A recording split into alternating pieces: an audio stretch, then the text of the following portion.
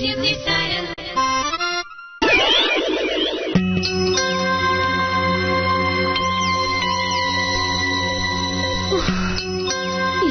മണി 1 ആവാറായി. ഈ മോഹനേട്ടൻ എവിടെ പോയതാ? ഒരു വാശിക്ക് ഞാൻ പറയുകയും ചെയ്തു. ഇനിയിപ്പോ എവിടെ പോയി അന്വേഷിക്കാം?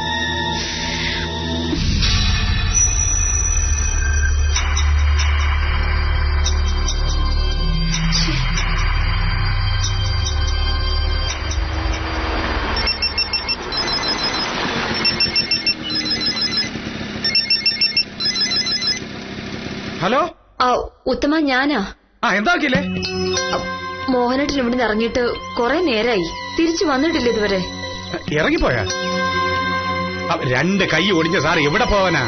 അത് വെറുതെ എന്നോട് തർക്കിച്ചു. ഞാനും എന്തൊക്കെയോ പറഞ്ഞു. വാശിക്ക് ഇറങ്ങിപ്പോയപ്പോ ഞാൻ വിചാരിച്ചു ഉടനെ തിരിച്ചു വരുമെന്ന്. ഇപ്പൊ നേരം കുറെയായി. സാർ ഓഫീസിൽ കാണു നോക്കിയില്ലേ? അവിടെ ചെന്നിട്ടില്ല. ഞാൻ വിളിച്ചു നോക്കി. ഒന്ന് അന്വേഷിച്ചു നോക്കൂ ഉത്തമ. രാവിലെ കാപ്പി പോലും കുടിക്കാതെ പോയത്. വല്ലയിടത്തും തല കറങ്ങി വീഴുമെന്ന് എന്റെ പേടി. ആ വക്കീൽ വിഷമിക്കണ്ട, ഞാൻ അന്വേഷിക്കാം.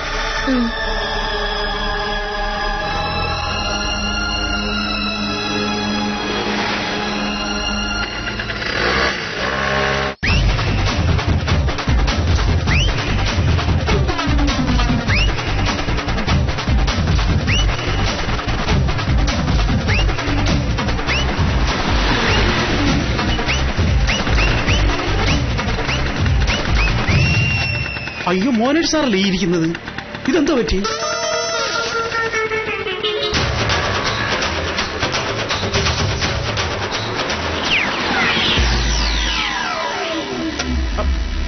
സാറേ, സാറേ, ഇതെന്താ ചെയ്?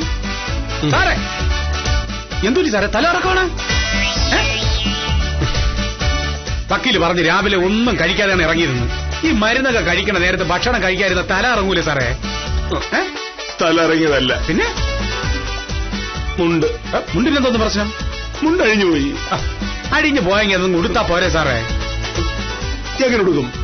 ഓ, അതാണ് പ്രശ്നം. അങ്ങനെയാണല്ലേ? ഇതേ മുണ്ടഴിഞ്ഞു പോയെങ്കിൽ ആരോടെങ്കിലും സഹായം ചോദിച്ചാ പോരെ?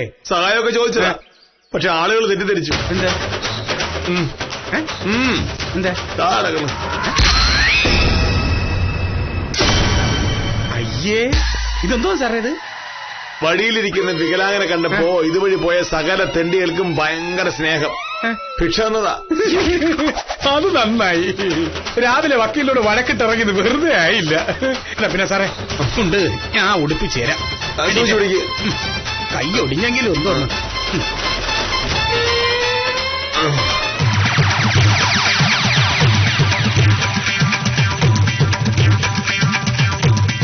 ഇത് കച്ച മുറുക്കും പോലാണല്ലോ. മതി, ഇനിയിപ്പോ ഇതിൽ ഭംഗി നോക്കിയിട്ട് കാര്യമില്ല. വേഷം വരാനൊന്നുമല്ലല്ലോ പോകുന്നത്. മുണ്ടിന്റെ ആ തുമ്പ് ഈ തുമ്പ് കൂടെ എന്റെ സാറ് ഇത് ആരും അളന്നൊന്നും നോക്കാൻ പോകുന്നില്ല.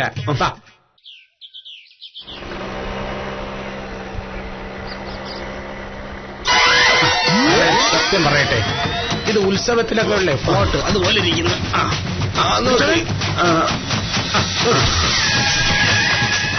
അതെ, ഞാൻ നിയന്ത്രിക്കാന്നേ. കൈയൊടിഞ്ഞതുകൊണ്ടാ ഫ്രണ്ട് ഇരുത്തിയതേ. അങ്ങനെ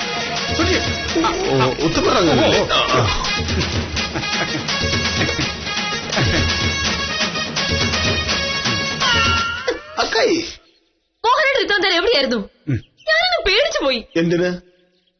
എല്ലാ ദിവസവും രാവിലെ പോയിട്ട് വൈകുന്നേരം ആണല്ലോ ഞാൻ വരുന്നത്. അതുപോലെ അല്ലല്ലോ ഇപ്പോ. ഈ കൈ രണ്ടും ഇങ്ങനെ ഇരിക്കുമ്പോ മോഹനേട്ടൻ എവിടെയെങ്കിലും പോയിട്ടുണ്ടെങ്കിൽ ഞാൻ പേടിക്കില്ലേ? ഞാൻ ഇവിടെ നിന്ന് പോകുമ്പോ നീ ഇത് പറഞ്ഞില്ലല്ലോ. മോഹനേട്ടാ പോവല്ലേ നീ പറഞ്ഞിട്ട് ഞാൻ പോവില്ലായിരുന്നല്ലോ. കൊള്ളാം, വഴക്കുണ്ടാക്കിയിട്ട് പോയത് മോഹനേട്ടനല്ലേ? ഞാൻ എന്ത് ചെയ്യാനാ? നന്ദി. എന്തായാലും സാർ ഒന്നും കഴിച്ചു കാണാൻ വഴിയില്ല. അതെന്താ, പൈസ ഇല്ലായിരുന്നോ? പൈസ എടുത്തില്ലെങ്കിലും സാരമില്ലല്ലോ. സാറിന് പൈസ കിട്ടാനാണോ പാട്? ചുമ്മാതെ കൊണ്ട് കൊടുക്കല്ലേ ആളുകൾ ഇതങ്ങനെ. മോഹനേട്ടൻ ഇത്ര നേരം എവിടെയായിരുന്നു? റോഡിൽ. റോഡിലോ? ചുമ്മാ റോഡ് സൈഡിൽ നിന്ന് കാറ്റുകൊള്ളുകയായിരുന്നു. ഇപ്പോഴതൊരു ഫാഷനാണ്. ഈ വെയിലത്തോ? അയ്യോ, അതൊക്കെ ഓരോരുത്തരുടെ സൗകര്യമല്ലേ, നമുക്കെന്ത് പറയാൻ പറ്റും? ഉത്തമ കളി വേണ്ട. ഉത്തമന്റെ സംസാരം കേട്ടാൽ അറിയാം എന്തോ പ്രശ്നമുണ്ടെന്ന്. മോഹനേട്ടൻ എവിടെയായിരുന്നു? സത്യം പറ. വക്കീലെന്തിനാണ് എന്റെ അടുത്ത് ചൂടാവുന്നത്? പോകുന്ന പോക്കില് നടറോഡിൽ വെച്ച് സാറിന്റെ മുണ്ട് അഴിഞ്ഞു പോയി. അഴിഞ്ഞു പോയ മുണ്ടുമായി സാർ റോഡിന്റെ സൈഡിൽ കുത്തിയിരുന്നു. എഴുന്നേറ്റ മുണ്ടിന്റെ വഴിക്ക് പോകും. ഞാനിപ്പോ ചെന്നില്ലായിരുന്നെങ്കിൽ സാറ് ഇന്നും നാളെയും മറ്റന്നാളും അവിടെ പട്ടിണി കിടന്ന് ചോദിക്കാനും പറയാനും ആരും ഇല്ലാത്ത ചാവാലി പട്ടിയെ പോലെ ചത്തുപോയനെ. അപ്പൊ ഞാൻ ഇറങ്ങട്ടെ. അയ്യോ വക്കീലേ, ഇതെന്താ? വഴിയിലിരുന്ന വികലാംഗർക്ക് നാട്ടുകാരെ അറിഞ്ഞു കൊടുത്ത ഭിക്ഷയാണ്. അയ്യോ സാറിതിനെ കൈക്കൂലായിട്ട് കരുതുമെന്തോ, എന്നാലും കൊടുത്തേക്ക്. 46 രൂപ 50 പൈസ. പിന്നെ ഞാൻ 5 പൈസ പോലും ഇതിൽ നിന്ന് എഴുതിച്ചില്ലെന്ന് പറയണം. ഉത്തമ കമ്മീഷൻ വാങ്ങും, പക്ഷെ പിച്ച ചെട്ടിയിൽ കൈയിട്ട് വാരാറില്ല. അപ്പൊ ഞാൻ ഇറങ്ങുന്നു വക്കീലെ.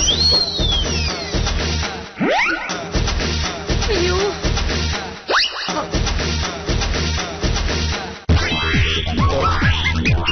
ഇങ്ങനെ ഇരുന്ന് ആരും തരും.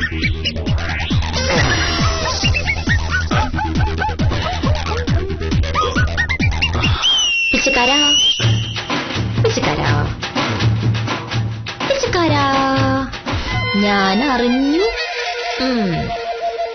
46 രൂപ 50 പൈസയുണ്ട്. വെച്ചോ.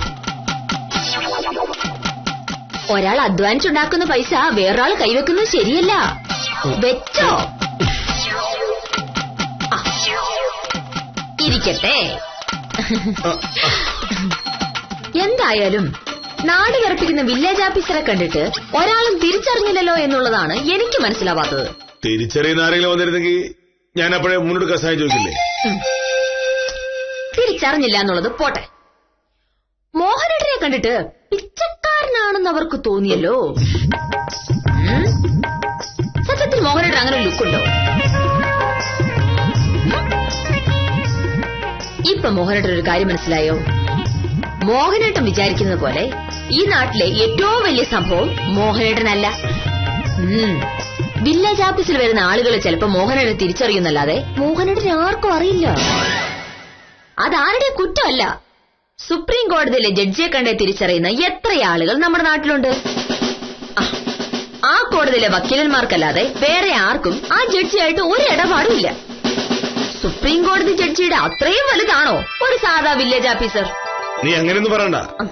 ഒരു തന്നെ തിരിച്ചറിഞ്ഞതാ, പക്ഷേ അവനെ 4 പറഞ്ഞപ്പോ സ്ഥലം വിട്ടു കളഞ്ഞു. സത്യത്തിൽ അവൻ ഒരുത്തക്കാരനാ എന്റെ മുണ്ട് കഴിഞ്ഞു പോയത്. അപ്പൊ അതാണ് കാര്യം. നാട്ടിലെ മഹാഭൂരിപക്ഷം ആൾക്കാർക്കും വില്ലേജ് ഓഫീസറെ അറിയില്ല. അതുകൊണ്ട് അവർ സഹായിച്ചില്ല. അറിയാവുന്നവർക്ക് വില്ലേജ് ഓഫീസറെ പേടിയുമാണ്. അതുകൊണ്ട് അവരെ സഹായിച്ചില്ല. പക്ഷേ ഈ വില്ലേജ് ഓഫീസറെ ശരിക്കും അറിയാവുന്ന, വില്ലേജ് ഓഫീസറെ ഒട്ടും പേടിയില്ലാത്ത ഒരാളുണ്ടല്ലോ. ഈ ഞാനുള്ളപ്പോ എന്റെ വില്ലേജ് ഓഫീസർ വിഷമിക്കുന്ന എന്തിനാ? വിശക്കുന്നില്ലേ? ഞാൻ ചോറ് വിളമ്പിത്തരാം. വിളമ്പിത്തന്നാ പോരാ, പിന്നെ വാരിത്തരണം. വാരിത്തരാട്ടോ. താനാണ് നാട്ടിലെ ഏറ്റവും വലിയ പ്രമാണി എന്ന മോഹനകൃഷ്ണന്റെ ധാരണ അങ്ങനെ മാറിക്കിട്ടി. വില്ലേജ് ഓഫീസറെ അറിയാത്തവർ അറിയാത്തതുകൊണ്ടും അറിയുന്നവർ അറിയുന്നതുകൊണ്ടും അദ്ദേഹത്തെ സഹായിച്ചില്ല എന്നതാണ് സത്യം. പെരുവഴിയിൽ ഉടുമുണ്ട് ഉരിഞ്ഞു പോകുന്നവന്റെ വേദന അനുഭവിച്ച സ്ഥിതിക്ക് മുണ്ടിന് പകരം പാന്റ് ഇടുന്നതിനെക്കുറിച്ച് അദ്ദേഹത്തിന് ആലോചിക്കാവുന്നതാണ്. കയ്യിലെ കെട്ടുകളിൽ നിന്നും സ്വതന്ത്രനായ മോഹനകൃഷ്ണൻ കാട്ടിക്കൂട്ടുന്ന പുതിയ പരാക്രമങ്ങളുടെ കഥയുമായി കാര്യം നിസ്സാരം തിങ്കളാഴ്ച രാത്രി 9 മണിക്ക്.